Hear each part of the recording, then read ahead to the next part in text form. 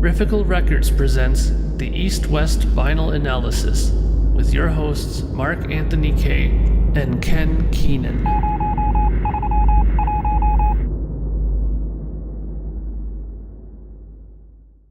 Greetings, friends, and welcome to episode number lucky 13 of the East-West Vinyl Analysis. Yes, we're back. Surprise, surprise. It has been a few months since the last episode, which was episode 12, which we had David Donnelly on, which was a great episode. Thanks again, David, for appearing on that episode with us. We hope to have you on again sometime in the near future. And just to clarify things a little, the reason why we missed so much time is obviously because of the holidays that were around at that time. Many things were happening. I know that my album had come out on CD around the 11th of November, I believe it was. And during that whole time, it was nothing but chaos as far as getting things out. And that December was Christmas time and people were having all kinds of holiday functions. So you know how it goes. But now we're back.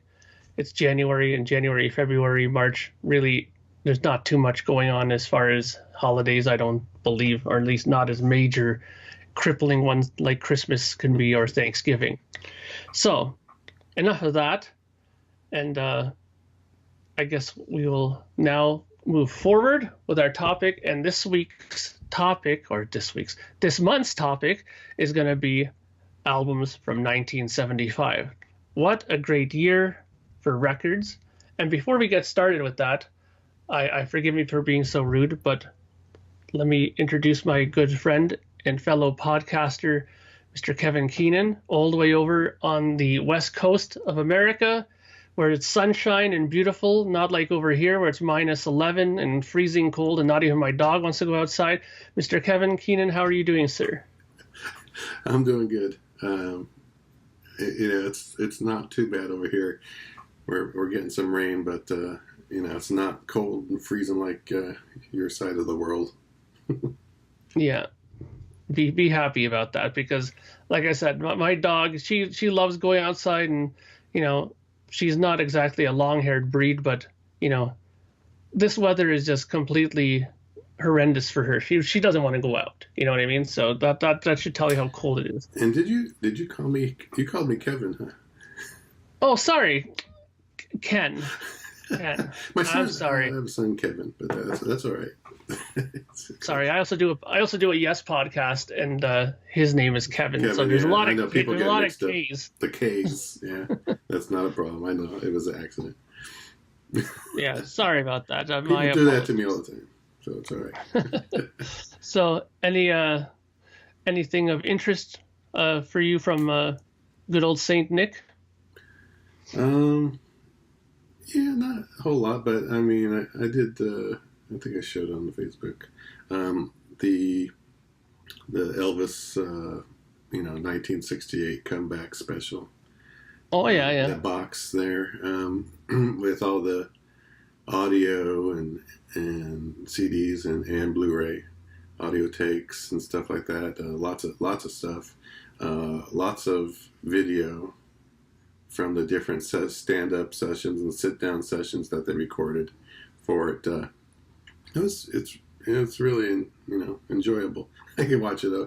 I mean, I watched in the session as one session to another session. They're very much alike, but with slight changes, and it's still it's interesting. It's history, right? I mean, and it was a big deal back then for him. It was a comeback. That was really marked his comeback from, the 60s movie, era time where he was doing movies only pretty much. And some music, of course. But he became popular again, basically, because of that. Yeah. Yeah, I remember that being a pretty big event for his career. So, very good. I mean, that's something that maybe in time I'd like to check out myself, because I've slowly gotten back into Elvis. My father was really, really big into Elvis, so it was always in the house. So, but I've only just recently owned a few Elvis-related vinyl now, so I'm getting back into it a bit. So, cool. I'll be interested to see that. So, the year we're going to be taking a look at this year this month, sorry again, blubbered that, is 1975. Mm-hmm. The 70s in general, I find, were a real strong decade of music altogether. Whether it's jazz, whether it's rock, whether it's hard rock, whether it's progressive music, the 70s were a time when it seemed like bands could do no wrong at that time. There was a lot of creativity going on. There's a lot of drugs going on too, but that probably also stemmed some of the creativity. But it was a great year for music. And today, myself and Kevin will pick 3 records each and show. Sorry, me and Ken will be showing three records. You're stuck. 3 today. Records each. Yeah. It will probably happen one more time. I can feel it, but excuse me in advance. So, So today we're going to be taking a look at records from 1975. And before I stumble over some more stuff here, why don't we this time allow Ken to go first with your first pick? Okay. It was kind of difficult choosing some, but I kind of went to, favorite groups kind of thing for that period. I mean, I almost chose an ABBA album, actually, which was Greatest Hits, actually. The first Greatest Hits, which is just fantastic. But I don't know what else I could say about it otherwise, and it was just great music. So the first album I'm picking today is a Canadian band and one of Mark's favorites, or it could be his favorite. I think it is his favorite. So it's Rush, and the album is Caress of Steel. Very nice. 75. This one's not the first. I think this one is a repress. This one, I can't remember what year this repress was, but it's a gatefold. All the lyrics in there. This is the first one that album cover designed for Rush by Hugh Syme, right? That's right. So this is the first one he did for them, and then of course he did many more cool covers that worked very well for Rush, and fit in with their theme, their music. So the album here, this one is on your normal Mercury label, and from what I remember, I think this one was mastered by Zance, I believe. I think here's the normal Mercury label. I think it says it in here. I can't see it, but I'm pretty sure it was. I checked it before that. It was Alan Zance, so mastered. Now this album, the thing about this album is, it came out. They weren't still. Rush wasn't doing that great. As far as sales go, and that sort of thing. And I think in the U.S. and from what I remember here, or I'll look it up here. Yeah, right now, I mean, it's gold now and platinum, all that stuff, because of their popularity over the years and so on. But the peak position, 1975, on the pop albums Billboard chart, was 148. It got to 148, so that kind of tells you something. And so the record company, and this is the first one really where Rush kind of went off into their even more progressive. I mean, they had the By-Tor and the Snow Dog on the prior album, which kind of showed they were, where they were heading. But this one, they really took off, especially on the second side, which is we have the Fountain of Lamneth, right? And that is a whole side. It's it's one long story, and it's but the thing is, it's fantastic. I mean, it took me a long time. At the beginning, when I bought Rush albums, I got the Rush Archives. That's how I originally got the first 3 albums, and the first 2 were easy to and more accessible, Yeah. But the third one kind of threw me for a loop. It started out, with songs like, Bastille Day and I Think I'm Going Bald, right? That stuff. And that stuff, okay, yeah, it's just sort of regular songs. But then they went into their long, stretched out, progressive, themes and stories. And it took me a while, to get it. But after a while, I really became, I really enjoyed this album. Actually, I just played it the day before yesterday, and because I hadn't played in a while. And, man, that side 2, really, I really love that side. I think it's just fantastic, just great, riffs, and they're just very cool music. It changes from one thing to the next, but it's just very good. So that is the album that I chose, and if you're a Rush fan and you don't have this one, listen, get it, and it'll grow on you. I guarantee it. I guarantee it. So it's interesting that you selected that one because, I mean, just as you mentioned, it wasn't a record that did very well for Rush. In fact, the tour was dubbed the Down the Tubes tour. It was so poorly attended. And in retrospect, the album before was so well received, especially in Canada. They won a Juno for it, for Best New Band. Well, did they? And and the outlook was kind of favorable from their label. They're like, okay, well now they're starting to sell records. They got a Juno. Things are looking good. So there was no real attention to them in the studio. They went ahead and they, as Geddy Lee quoted himself, there was a lot of herb in the studio at that time when they did that stuff. So, and it, they said they thought they went a little too deep in it. What they probably should have done is maybe kind of kept those 2 longer pieces, like, the Necromancer and stuff like that in there, and maybe made like a shorter version of the Fountain of Lamneth to kind of ease the fans into it a bit more, just how they kind of did with Bytorn the Snow Dog, right? But instead they kind of went in all guns blazing with it.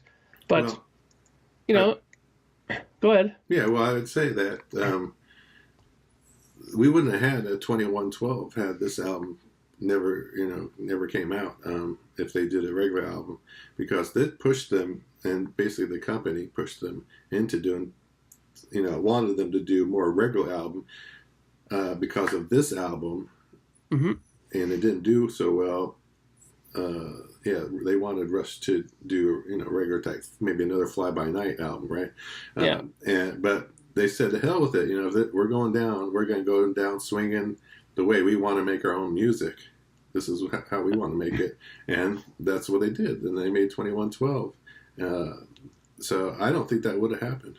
I really, 2112. It's a great album too. I agree. I mean, it was the right move to do. The funny story around that, of course, I'm sure everybody has heard it, is how Terry Brown and Cliff Bernstein, who was head of A&R for Mercury, went and pretty much flat out lied to the president of Mercury Records, saying, oh yeah, they're going to make a totally commercial record next time, because they were at the cusp of being dropped, at that point. They had done 3 records, and usually it's, if you do 3 and they haven't done well, then you're cut, right? So they had to pretty much just, bullshit them and tell them that, yeah, they're going to do another, easy, accessible album, and they just went ahead and did what they did. But luckily, it connected with everybody, and the rest is history, as they say. Yeah, that's what they say. All right. Great, that's a really excellent pick, and of course, it'll have my seal of approval, being a Canadian. Yes, so, of course. I give it 2 thumbs up on that selection. All right, so my first selection is a record that's really influential to me in many ways. It has a singer on it that I dearly, dearly love listening to. who's unfortunately not with us anymore. The guitar player in this band is incredible. This first record from this band has an interesting story to it because the guitar player was in a very huge band before this one. He ended up leaving this band.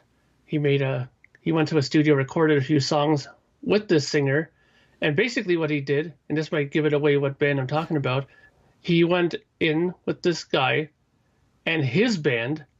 They kicked out the guitar player from the singer's band and kept the rest of the band. So pretty much it was the singer and his band and this other guitar player just stepped in, and lo and behold, they had a band. What band am I talking about? Well, and what record am I talking about? I will show you.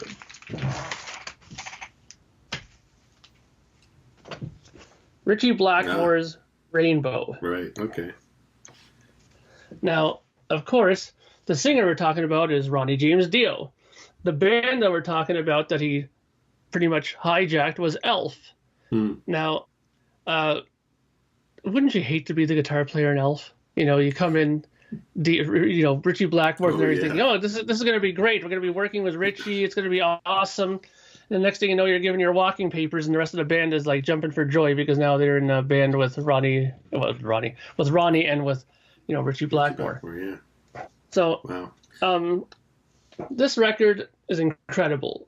I have to say that pretty much everything on this record is like top shelf. Man on a Silver Mountain, Black Sheep of the Family, Catch the Rainbow, one of the greatest epic kind of ballady songs. The Temple of the King is a great song. 16th Century Greensleeves, what a great version of that. Still I'm Sad. Now that's interesting. Still I'm Sad, I believe, is a cover. I believe it might even be a Cream cover. I don't quote me on that. Okay. But the version on here is 3 minutes and 53 seconds. When they do songs like this live, especially when they were in the first two album stages, it ended up being like something like 19 minutes long live. Yeah. Wow. Now this here is a Canadian pressing. Gatefold. Gatefold. It's on Polydor, marketed by Poly. That's who distributes this. In fact, if you look at the vinyl, if I can get it out, here we go. Here's the vinyl for it.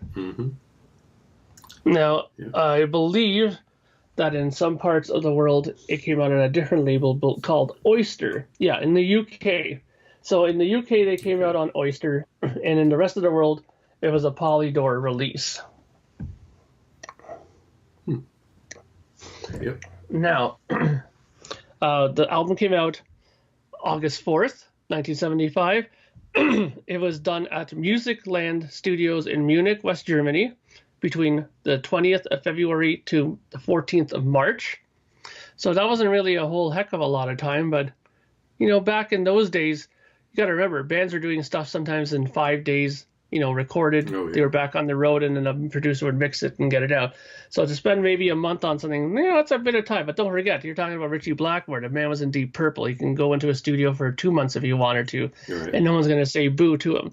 But the main thing that one has to point out on this particular record, why it's so fantastic, I think it lies in one thing: the man who produced it and who took care of the mixing of it, and that is the one and only Martin Birch.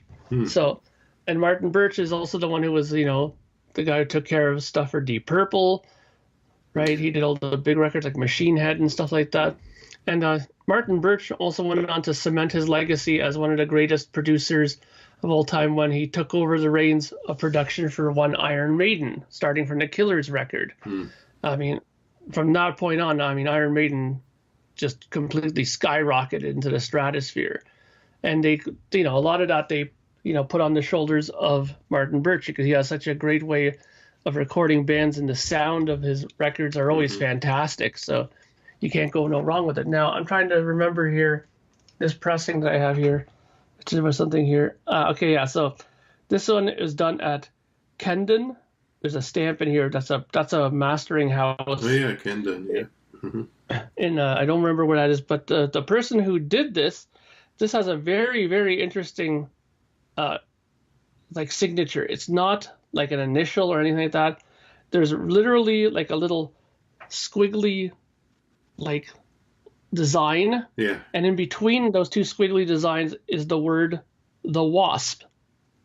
So whoever the Wasp is, interesting, at Kendon was the man who cut the lacquers for this album. Right. And I gotta say, it sounds really, really good. I mean, I listened to this record quite a bit. Personally, I prefer Rainbow Rising, the next record, over this one. Oh, really? But this record is just incredible. I mean, for a debut record, I mean, you can't go wrong with this. I mean, in comparison, I mean, the one thing that they say about this record, as far as information for it, is that it did certify as a silver record in the UK for selling over 60,000 copies. So that's a pretty good showing. And as far as chart goes, it went number 11 in the UK, 24 in Sweden, number 30 on the Billboard 200 in the United States. It went number 40 in New Zealand, and in Canada it hit number 83. So you know, in Europe it did pretty good, and that was actually the way it was for Rainbow. They did not too great in North America and really didn't do too much as far as touring here. They did tour really well though in Europe and in UK. They always played to big houses and had great audiences over there. So that's an interesting thing to point out. I got something I was looking up when you talked about the Wasp. It says, according to this, I guess on the remastered CD of that, it said the mixing engineer was Martin the Wasp Birch. Ah, okay. So maybe he was partially responsible for that. Yeah. You know, maybe he did oversee the mastering of this record with them at Kendon. Yeah. You know. Yeah. So that's interesting. Yeah, very, very, very interesting there. I didn't, because I do remember that Martin Birch was always given these sort of nicknames, even by Maiden throughout the years. They would always change his nickname throughout every album, right? So that makes absolutely perfect sense, and thank you for pointing that out. Yeah, so that's a great bit of news. I didn't know that. So yeah, so that's my first pick for 1975. I think it's a good record. It's not, I would say it's borderline progressive. It's more leaning on the hard rock end of things. I mean, a lot of Hammond organ and, you know, stuff like that. I think once they started going into the second record, Rainbow Rising, they started going more towards that tendency of having more progressive stuff, because they changed up some people in there. They had Cozy Powell on drums and stuff like that. So I started going really into the more technical playing end of things. But again, this is a great record. If you don't own this record, you know, really change that. Go out and get it. And they're not difficult to find. And you could probably usually find a pretty nice pressing of it somewhere, and for not too much money. So I would highly recommend it. Cool. Yeah, I think it's a great pick. I don't have that. I've looked to get that actually on vinyl. I'm looking for a good copy of it because I know that's great music on there. You can't go wrong with, you know, like I said, Dio and Blackmore. You know. Yeah. So yeah, good pick. Thank you. All right. So my second pick is more timely in the fashion, because of the popularity right now. This band is come back a little bit because of the movies, I guess you could say. So Okay. Yeah, and the band is Queen, and the album is A Night at the Opera. Very nice. And this one, yes, came out in 75. This was the first album that really put them kind of worldwide over the top, with the song, you know, Bohemian Rhapsody on here, and, you know, You're My Best Friend was on here, and just the style of music that they created on this thing. Now this is an original pressing. This is actually this is a promotional Oh, nice. copy of it. It's embossed here on the front. This is embossed right here. This Mm-hmm. and this is this promo sticker from Elektra. So this was on Elektra Records. It's a gatefold, has the lyrics and so on. Now, the label on this one here for the album, I think it doesn't have the original. This one I don't think has the original insert, but I have another one I'll show you that has. This here is your white label promo of very nice. Sound, this is the butterfly label. Yeah. Radio station copy, in fact, it says. Yeah, that's true. Yeah, it's a radio station copy. I don't know if it really deviates from the regular copy. I don't think it did. This one. I was looking for this. I didn't know if I couldn't see any markings on who mastered this one. I could probably look it up, but again, this album was the big turning point to me as far as their popularity, at least in the world. But it has some songs on here that were never on the radio that I think are just fantastic. Like one of my favorite Queen songs is "Death on Two Legs," which is the first song on the album, which is just a fantastic song. And plus, they do other songs that are more like 30s type sounding in music, from the 30s, where like a Seaside Rendezvous. There's a song called 39 that May does. It's just a crazy variety of styles on here, but it all fits together and works. Yeah. As an album. It's just pretty amazing. And of course, Bohemian Rhapsody is saved for pretty much the end of the record, coming in at 5 minutes and 55 seconds. I'll have to look on the other album, see if it says 5:55 on that. So yeah, that's one thing I'm curious about, it being a record radio one. If there's some kind of any radio edits on there. Sometimes there is, and yeah, we'll see. So that's the album, produced by Roy Thomas Baker, of course. And actually, I have right here too when the actual day it came out, November 21st, 75. Roundhouse Studios, recorded at Roundhouse Studios.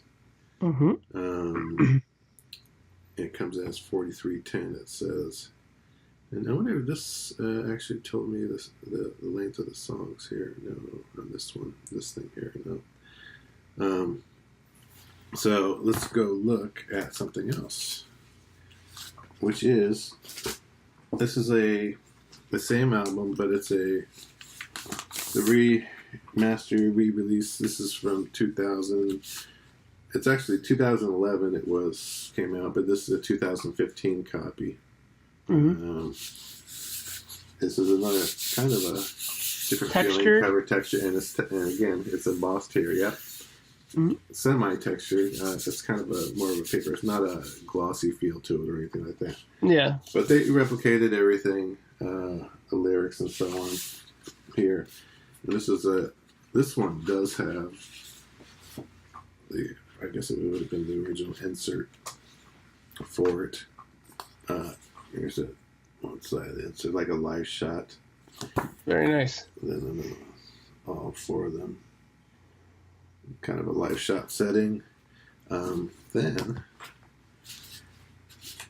this actually, and the sound, you know what? They sound pretty much similar. The two, the promo and this one, is very close in sound, which is kind of surprising. But I think they may have used the original, analog tapes and so on this one too. This is 180 gram. The label is different. This is the label. This is nice. More of one of how their labels were back then. Yeah. And because the promo was different. And so let's look at, you know what? It does not say the length of the song on here. Of all things, on these labels, it doesn't say it. But I'm going to say it's the same.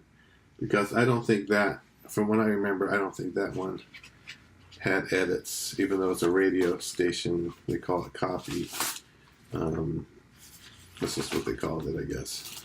Yeah, because I know on some albums, like I have a copy of a Relayer from Yes, and it's a promo copy, and they have what's called banded edits in there, where they took, like, let's say Gates of Delirium, which is like 20 minutes long, and they divide it up into 3 separate pieces that literally stop. There's like a cut stop in each section, so they can drop the needle easily.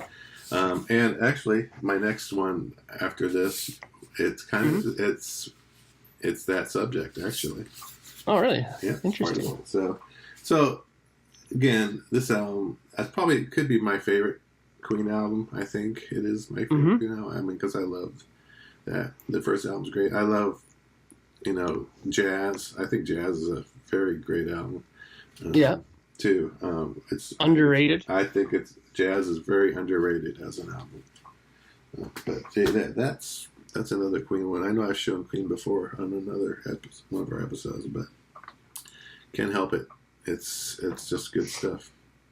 Yeah. Hey, I mean, if you like it, you like it. This is what it's all about. There's no rules. We show what we like, and no rules. That's that, right? The only rule is if it's in the 75 album, and that's what it definitely is. That's true. So that's a great selection. I love Queen. I'm a big fan of Queen. In fact, finally, I had a nice layout done of some Yes kind of memorabilia stuff, like some ticket reissue, like replications made, and that I got a hold of, and backstage passes. They're all like, they're not originals. They're like recreations of stuff, but they're like a nice poster that are signed by the band members and stuff. And I got it all framed, and it's finally up in my man cave downstairs. Oh. So it took a little while to get it done, but it's done in my nice Queen centerpiece downstairs. It's always a nice talking piece, especially the backstage pass with the girl with nothing on, sitting on the bicycle. So bicycle, yeah. So yeah, that's a great pick, and again, I give it 2 thumbs up to that selection. All right, thank you. Yeah. Now, my second one is an artist who's known to be a guitar player in a very popular band. This is kind of a theme here a little bit. But this time, this guy didn't leave the band. He's still in the band at this point when he released this record. It's, in fact, his first solo record. The reason why he made this first solo record is because he became increasingly frustrated with the fact that he had so many song ideas, but was not able to get as much of his music onto the band's songs. So that's a common theme sometimes with people. And so at this point, he went on, and when they went through a little bit of an upheaval, their singer had left after the last tour they had done. So they had a bit of downtime. So he went ahead and made a record. And this record is absolutely fantastic. And I'll get into it a bit more once I show you what record I'm talking about. And ironically, this, just like you with your Queen record being a promotional copy, this is a promo copy of this record, which is Steve Hackett and Voyage of the Acolyte. As you can see there, the big, huge green promo sticker on there. Sure. I'm not sure if you're familiar with this album or not. Not so much, no. Really, really good. I mean, it's just a fantastic. You know what? That center gatefold of that guy reminds me of your most recent album cover. Yeah. Doesn't it? A little bit? Yeah. He does look a little similar, doesn't he? Might be his brother. Yeah, could be. Distant cousin. Distant cousin, but it's very similar. It's interesting. But this record is interesting for many reasons. Steve Hackett, I think, is a great guitar player. Maybe he doesn't get as much credit as he should. I don't know if people put him in the same bracket as, like, Jimmy Page or Jeff Beck or stuff like that. I mean, he is definitely, in my opinion, somebody who could easily be put into that category. Now, the interesting thing about this, and I'll show you the vinyl. Excuse me, I've got a bit of a rough throat going on there. But the thing that I find interesting about this record is, now let me show you the record here first. You'll see it does say promo copy on there, not for sale. Mm-hmm. The thing that I find great about this record is that while he was having issues with Genesis about not having his material on here, on their Genesis records, Right. they were still on good enough terms as, friends and bandmates, that if you take a good look at the personnel who played on this, you have Steve Hackett, electric guitar, acoustic guitars, mellotron, harmonium, bells, auto harp, vocals on the Hermit. Then you have John Hackett, which is his brother, who's playing flute, ARP synthesizer, and bells. Wow. And then you have Mike Rutherford, the bass player from Genesis, who's playing bass guitar, 12-string buzz bass guitar, and bass pedals. And then you have Phil Collins on drums, vibes, percussions, and vocals on Star of Cyrus. Then you have John Aycock, who plays mellotron, harmonium, and piano, and you have Sally Oldfield. Sound familiar? Oldfield, yes. Yes, Mike Oldfield's sister. Wow. Vocals on Shadow of the Hierophant. Okay. And it is, let's put it this way, it is a fantastic record. It sounds good. It was recorded well. I mean, you have the rhythm section of Genesis behind you. I mean, you have Phil Collins on drums, who at this point is probably at his absolute peak. This is just after The Lamb Lays Down on Broadway came out. And the record that came out after this, as we all know, is Trick of the Tail, which is probably one of my favorite Genesis albums of all time. Just incredible stuff there. But this album is very, very good. And it has a theme. If you take a look at the song titles on this, you have Ace of Wands, Hand of the Priestess, Part 1, A Tower Struck Down, The Hermit. These are all tarot cards, right? Okay. Yeah. So it has a very much of a kind of a vibe to it. Everything is based around tarot cards, right? And it's a great record. The last song, that Shadow of the Hierophant, is like an 11-minute masterpiece. It's a great song, and even now on his solo tours, he always seems to play that song live. It's really well done. I mean, it has Genesis elements in it, obviously, and I think that's one of the things that's interesting about it to me, because if he was having problems getting some of his material on there, and this was some of the things that he was having trouble getting on there, it boggles the mind, because it would fit perfectly on a Genesis record, in my opinion. You know what I mean? Like, it's like, why did they have so much trouble getting it on there? But I mean, the stories are pretty well known that, Peter Banks, Tony Banks, sorry. Okay. The keyboard player, was very much a strong personality, let's just put it that way, within the band, and was very much like, controlling. I'm getting my pieces in first, kind of thing in there.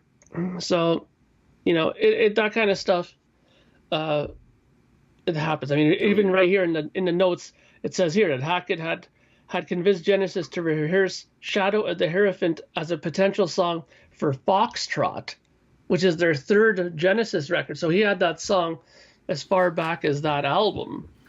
So that just goes to show how long he's had some of these songs within, his catalog of material. And another song here, a track left off the album that was supposed to be on here called The Fool, which had Hackett play in a similar style to that of Pete Townsend, was a song that was sort of ELO meets The Who. So you can tell, like, he has very much different styles that he can play as well, and he's very good at these different styles. But I guess that for this release, he didn't want to deviate too far off of what he's known for, which was the Genesis type of material, right? So, again, I'm a strong advocate of this record. I've always loved it since the first time I've heard it. I have it on vinyl. I have it on CD. I have it on a reissued CD. So I'm one of these people that, if I find a record that I really enjoy, I'll support it like to the ninth degree. Like if they re-release it, I'll get it. I'm just trying to see if there's anything of note in the Dead Wax, but there's nothing really in here to make note of. But just like your record, next record, that's going to be different on my next record too. There's going to be a lot to talk about on that one. So, but that's my second pick for 1975. And just to really recap quickly, this was released in October of 1975, was recorded between June and July of 1975, was recorded at Kingsway Recorders in Kingsway, London. It's a 40-minute record released on Charisma Records, which was the record label that did all the Genesis stuff as well. And it's probably one of his more popular solo records, I'd say, out of everything that he's done. And he's put out quite a few solo records. So again, if you don't own this record and you like Genesis stuff and if you like progressive guitar playing, definitely go out and snatch it. Yeah, I only have heard that one, so I'll have to check it out. I'll have to go to YouTube and see, see I think you'll like it. Yeah. I think you'll like it. Plus, I do like some Genesis stuff back in the day, so yeah, I'll take a stab at it and see what it's all about. I think it probably be cool to check it out. So definitely, great. I will do that, and I'll let you know what I think of it. Good. I'm anxious to hear your comments. All right. Cool. Okay. So what is your last selection? So my last selection is a group I've done before, and mentioned it a little bit. Pull this out here. It's a group, one of my favorite bands, and I have several copies of a number of their albums. So this is Electric Light Orchestra, Face the Music, and I might have showed this one before on our show, but if I did a duplicate of this, I can't help it. It's 1975. I'm choosing it, so it's the way it is. But this one is again, it's like a promotional copy. It says Note up there. Face the Music is a complete and conceptual album. However, this special DJ copy has been banded for easy queuing. Now, yes. I know there's Fire on High, which is the instrumental song that some people may have heard before, and they may have heard when they used to play that. Fire on High was a theme for, we used to have, the ABC Wide World of Sports back on TV back in the 70s. And they used this as their opening song, theme music, at one of the times, one of the periods.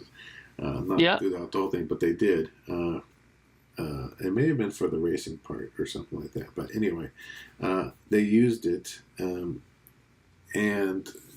it's a very cool instrumental song. Now, the thing about it, this one I know has been cut off.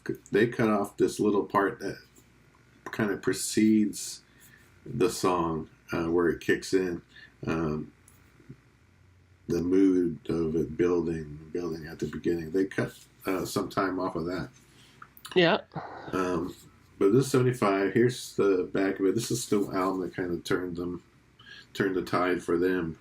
Kind of like Queen on that album, with songs like Evil Woman, which was a big hit, and Strange Magic, another big hit. Mm-hmm. Yeah. But it had other cool songs like, Night Rider, it's called, and this other song called Poker. Just really cool, songs. So this album also here we have your lyrics here on the insert, which is the sleeve, and then this hand like claw kind of thing. I'm trying to figure out. It's like it's all strapped down. The person's strapped down onto that chair. So, Yeah.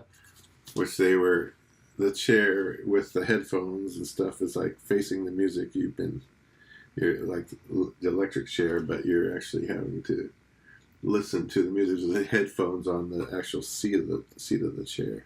There. Yeah. So that's that. Oh, I should check that out now here, right? This is the original United Artists label. Again, on this one it says, it probably says promo on here somewhere. Yeah, at the bottom there. Promo not for sale. Yeah. So it's actually, the weight of this album is pretty darn good, surprisingly. It's not one of those promos are usually pretty good though for that. It's usually it's not one of those real thin ones. So it's pretty cool. Some details before I show this another copy of it real quick. It came out in September 75. This one doesn't show me much, but recorded May through June of 75. Musicland Studios, Munich, Germany. They call it, the length of the album was 36 minutes and 22 seconds. It's about standard at the time. Let's see here. It does say the singles were, Evil Woman, Strange Magic, and Night Rider. So those were the ones. It doesn't say, there was something about Fire on High, that first song I was talking about. Mm-hmm. There's stuff about it, about the,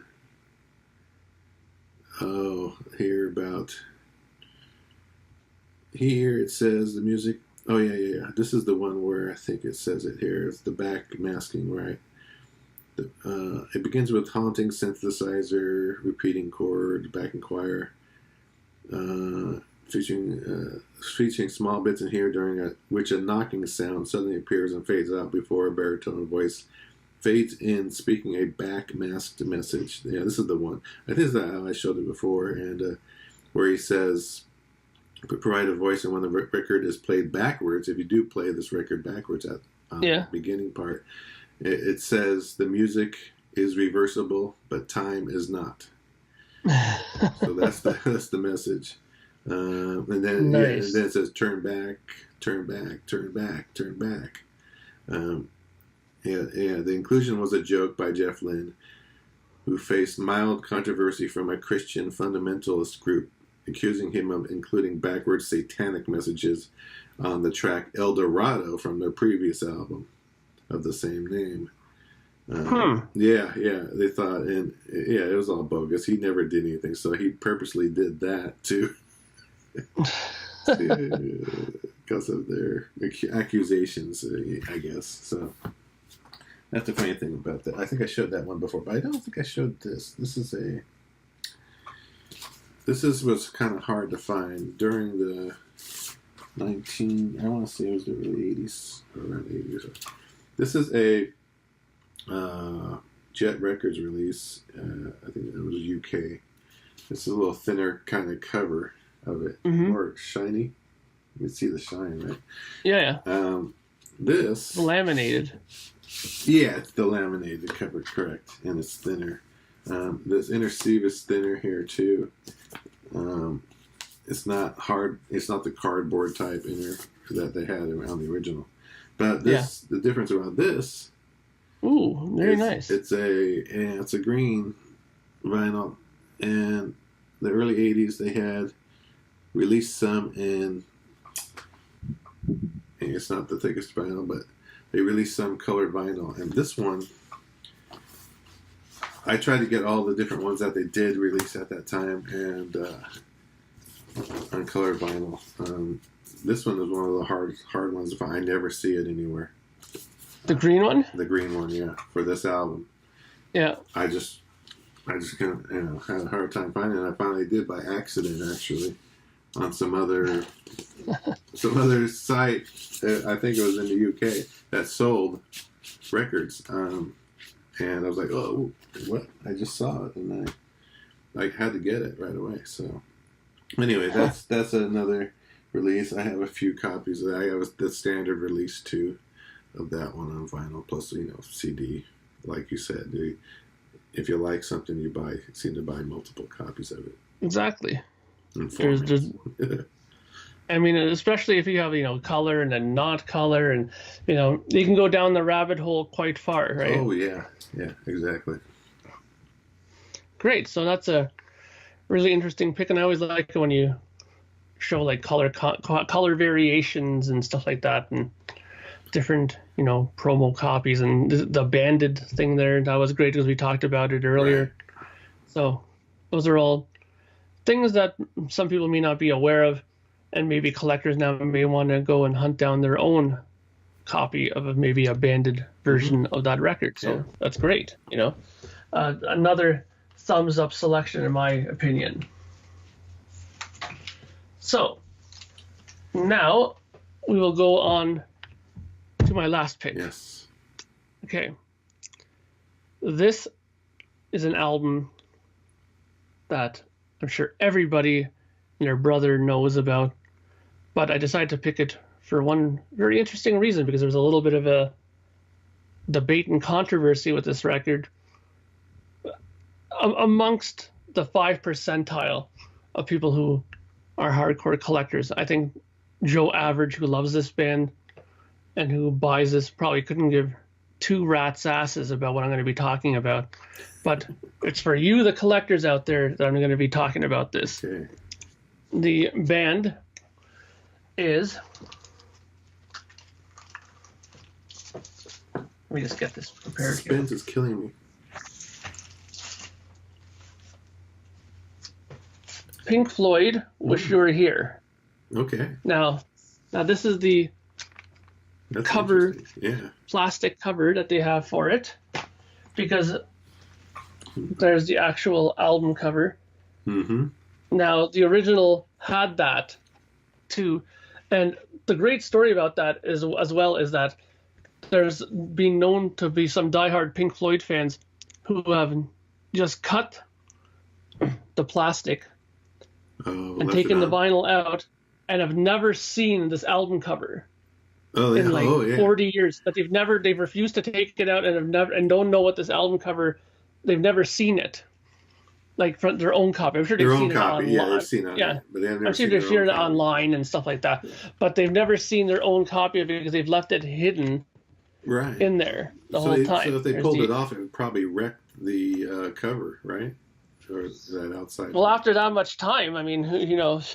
Oh, who knows? It got stuck to it. Yeah, that's true too. So this interesting is this copy here. Now I will show you. This is why I picked this, because we don't need to talk about the music. We all know that this is a fantastic album. I mean, you have Shine On You Crazy Diamond parts 1 to 5, Welcome to the Machine, Have a Cigar, Wish You Were Here, and then Shine On You Crazy Diamond parts 6 to 9. I mean, who doesn't know these songs? Okay, you got to be living under a rock for the last 40 years or so to have not know this stuff. Okay, so here's the album. I'll show you this, and I'll get into the part that was controversial. Okay.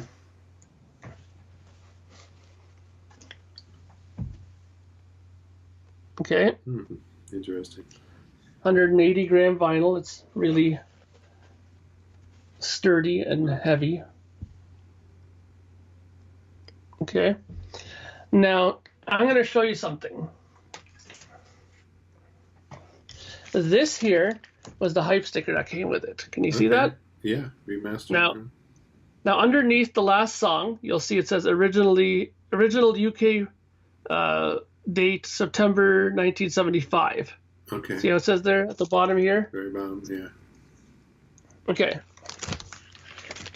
Now keep that in mind. Okay. Now I have another copy of the same album.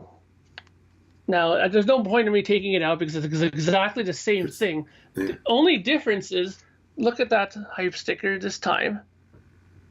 Do you notice a difference? Move it to your right a little bit. There you go. Is it 1970? It's something different about that. What does it say? I can't. It's hard. It says, on top of it says, remastered from the original analog tapes by James Guthrie, Joel Plant, and Bernie Grundman. Oh. Does not say that on the other version. So the other one probably came out first, and they fixed it with this. Was this the good one? You would or is think. The other one? Oh, it's not. You would think. The difference is, when you take a look at the dead wax in this, this one has in there TML-M. Do we remember the mastering our lab, coding? The mastering lab. Yeah. And it's the main cutting lathe. M for main. Okay. Now who works at the mastering lab? Doug Sachs. He's one. Okay. Yeah. Doug Sachs cut this one. This is the 2011 remaster of the album. Okay. This version here, when you look at the dead wax, has BG on it, which has Bernie Grundman on it. This one was done apparently in 2015. I believe the information is on here. Now, why was this such a big deal? And I remember this distinctly because when I went to the record store and I had bought that other copy, the guy who ran the record store, he's a really big audiophile guy. He's like, no, man, you don't want to buy that copy. Don't buy it, man. It's from a digital source. What do you mean it's from a what do you mean it's from a digital source? He goes, look at the sticker, man. It doesn't say anything about it. He said that this one that he got here, he had to order it from Europe, from the UK. To get that one from analog tapes. From because this one here, it says that this is in fact the UK European release version of it. October 14th, 2016, it came out, and it says here the country of release is UK and Europe, not America. And this has the original analog tapes. So why? I guess the question is why did they do one in analog and the other in digital? You know what? I think that's bullshit, okay? Because the mastering lab has been known to do nothing but analog cuts of stuff. Okay.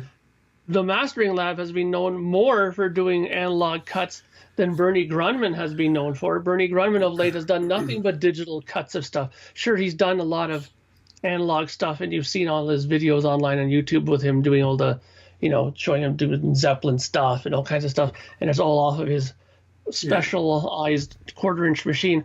But Doug Sachs and them always did analog cuts as well. I think this is just another example of misinformation on the label, and people went nuts. But I mean, that's why I keep telling people, learn to read your dead wax, because when you read there that it says on there that he's done that, it's a mastering lab cut of it, and Doug Sachs has done it, and it's off the master lathe too.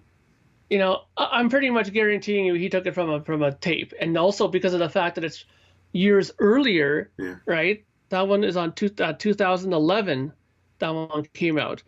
This one here, that I'm looking at here, this one here was pressed at Optimal Media, right? And I'm very sure that they did this the year before. It came out in 2016, and they did it in 2015. If you go back here and look at the information at the pressing before this one, which is right here. Okay, then this one claims to be a U.S. pressing release. Right. Okay, and it says right here, mastered at the mastering lab, right?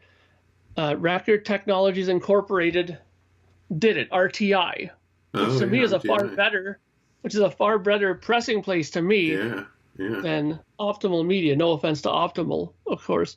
And it says here, Doug Sachs, and it says right here, 2011 stereo remastered, pressed on 180 gram vinyl. It is an analog source. And I'll tell you something else, and I'll be controversial about this.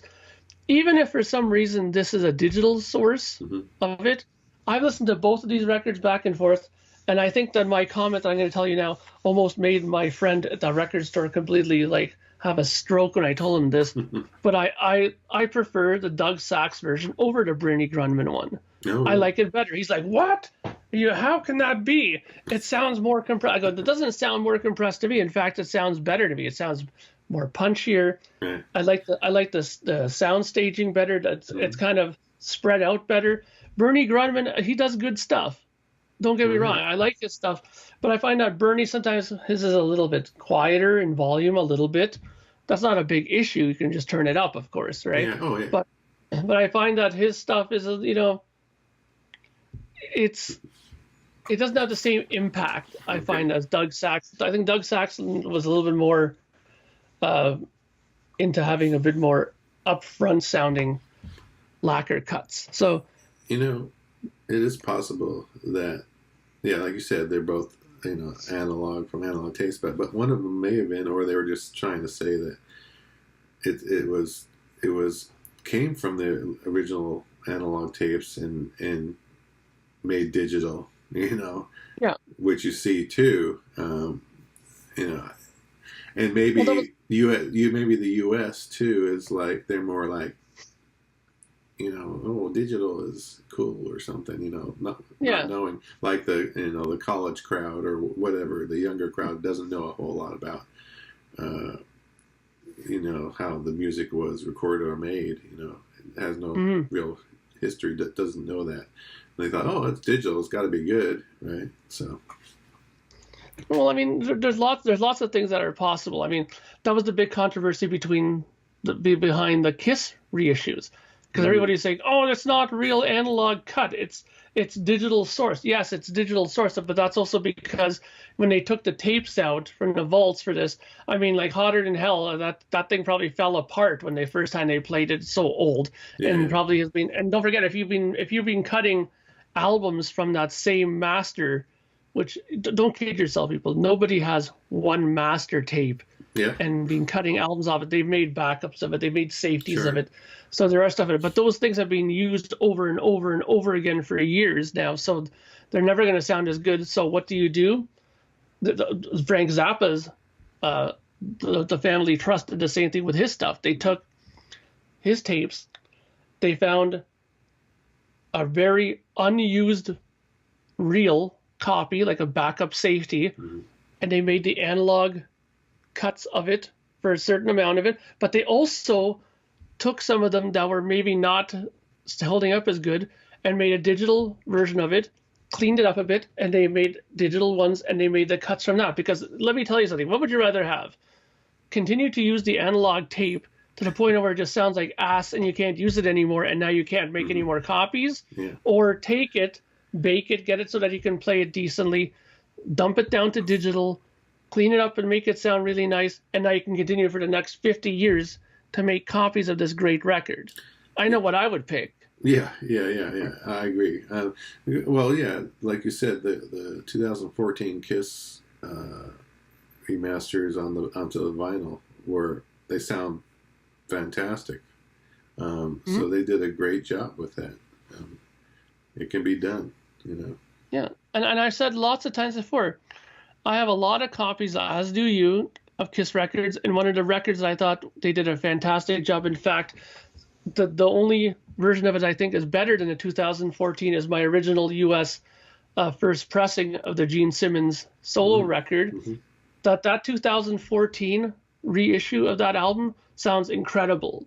Much better than any of the other ones I have, except for that first pressing U.S. one. I mean, it sounds better than every other one I have. It even sounds better, shock and awe, than my Japanese pressing of the Gene Simmons one. And it's possible because if you put enough attention to detail, and if they maybe found a decent backup safety reel of that album, hey, you could make a great version of it still. So there you go. That was the big brouhaha behind it. And like we said, we uncovered another, couple of examples of it as well. Kiss, I'm sure there's other bands. Look at Genesis. People had a big stink about that, how they remixed it even from the original multi-tracks, used different vocal takes instead of the ones that are original. So that's another big to-do, But you know what? Here's the funny thing, and I'll end it off with this. So many people in the Kiss world were saying that I would give my left hand for those guys to go and remix Hotter Than Hell to make it sound awesome. But I bet you if they did that, there'd be a segment of the people that would go and say, they shouldn't have touched it. I like the original the way it is. Yeah, oh, yeah. So you can never win, okay, you'll never with this win. stuff. No. And that's the other thing is learning about these, how they were recorded or mastered, or what the source material is that they used. That's why I'll buy different years repressings. I'm always in search of the best sounding version of that album. Always looking for the best sounding. I mean, it could be even a pressing plant on the same year will sound, different pressing plant will sound better than another pressing plant. It's just things like that. You're always like searching for that best, like the best ultimate sounding, version of that album to listen to. Yeah. Yeah. I mean, and a lot of times, like in the 70s, a lot of times people were saying that if you were to get a U.S. pressing of something, try to get it from Specialty Records or try to get it from Monarch. Monarch was known to be one of the good pressing plants to get stuff from. So it is true. It's not just, talk. It's very much something that people, believed in, that the records from these places sounded better than other ones. So, True. And I'm sure we could talk about this for four more hours. You talk about pressing plants, Yeah. Yeah. So let's just leave it at this. So again, excellent picks, my friend. You too. And I'm sure we will make sure that now that we have a more clear schedule ahead of us, that we will not be nearly as long with our next episode of this. And thank you, everybody, for watching. If you have any comments to make about the records that we talked about, if you know of some pressings that we maybe should look into that you think are excellent sounding ones for the records that we talked about, please leave a comment in the comment section. Well, I'm sure me and Ken will both take a look at them and most likely even respond to them to talk about it further with you guys. And until next time, on behalf of my friend Ken Keenan and myself, we look forward to seeing you guys again on the next episode. So until then, have a great day, everybody.